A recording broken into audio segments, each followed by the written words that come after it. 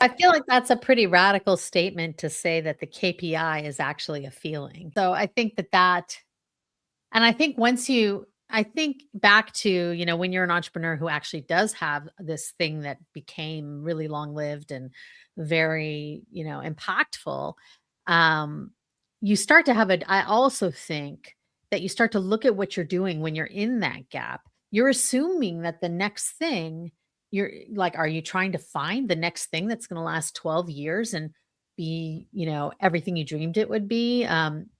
Being challenging notwithstanding, but still, is that what you're in the gap between? And I think one of the hardest things to say, actually, no, I'm not going to find another one of those. Like that's not what I should be shooting for because that doesn't come along every day. So maybe what am I really in a gap or am I just in a new phase that I'm treating like a gap that's not really the real thing, but maybe it is the real, like, how do you decide what's in the gap and what's actually the real thing you wanna work on now? I think it's a matter of container.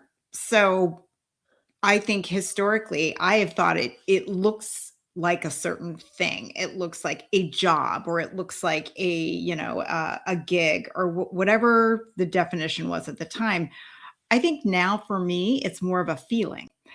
And so that's why I think the bridge is so important to acknowledge, because that doesn't go away. I think you're establishing what that feeling, what it is you want to feel, whether it's Mm, security, accomplishment, a sense of mission, whatever that is. Agency is probably the most important one, top of the list. The container mm, could be a project, it could be a job, it could be any number of things. But if I don't have that feeling that mm. I know now from experience, by what I didn't want to feel and what I have experienced that I do want to feel again, that is the other side of the bridge. That's So